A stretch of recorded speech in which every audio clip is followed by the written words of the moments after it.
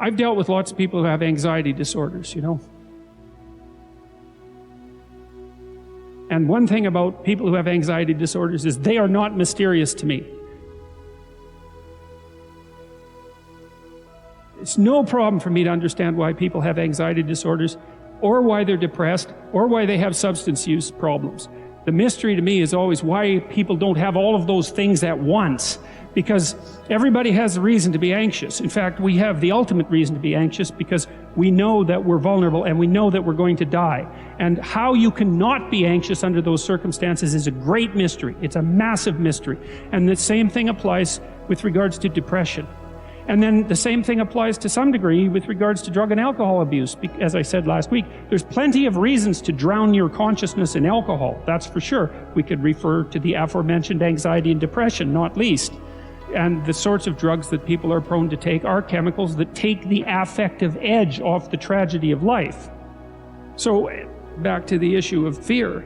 Abraham is self-conscious, that's what this commentary says, but the thing is he moves forward despite that. He's self-conscious and he knows the danger, but he moves forward despite that. And that's actually the appropriate response in the face of actual non-naive understanding of what constitutes life. Like if you're naive and you move forward, it's like, well, what the hell do you know? You know, there's no courage in naivety because you don't know what there is to stop you. You don't know what dangers you might apprehend. But to be aware of what it is that your problem is, so to be alert existentially, let's say, or to be fully self-conscious means that you're perfectly aware of your limitations and how you might be hurt.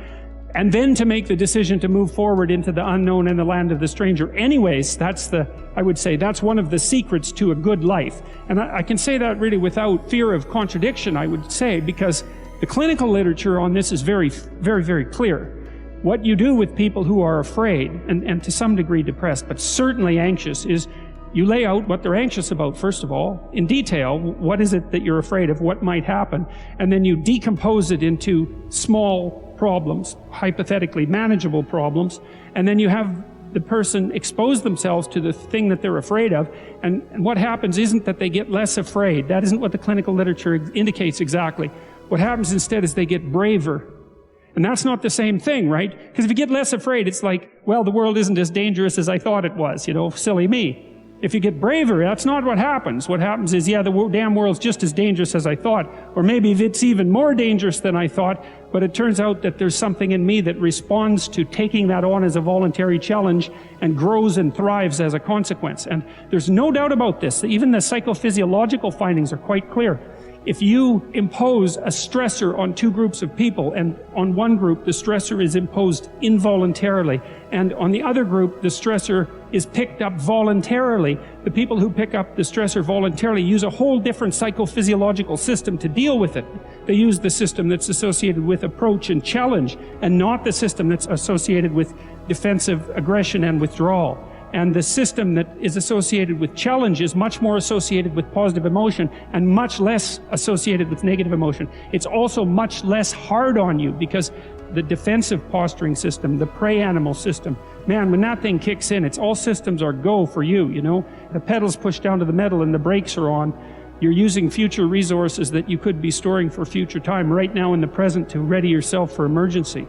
So there's nothing simple or trivial at all about the idea of being called to move forthrightly forward into the strange and the unknown. And there's a real adventure that's associated with that, right? So that's an exciting thing, which is part of the reason why people travel. And then also to see yourself as the sort of creature that can do that, is willing to do that on a habitual basis, is also the right kind of tonic for, I hate this word, for your self-esteem.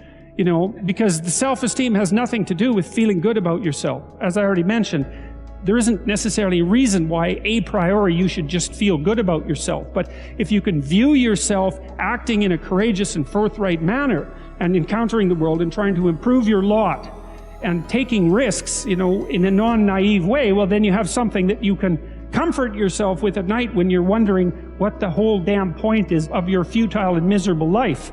And that's necessary because it's often the case that you wake up at 4 in the morning, or at least sometimes the case that you wake up at 4 in the morning when things haven't been going that well and wonder just what the hell the point is of your futile and miserable life. You have to have something real to set against that. It can't be just rationalizations about how, you're a valuable person among others, even though that's true. That's not good enough.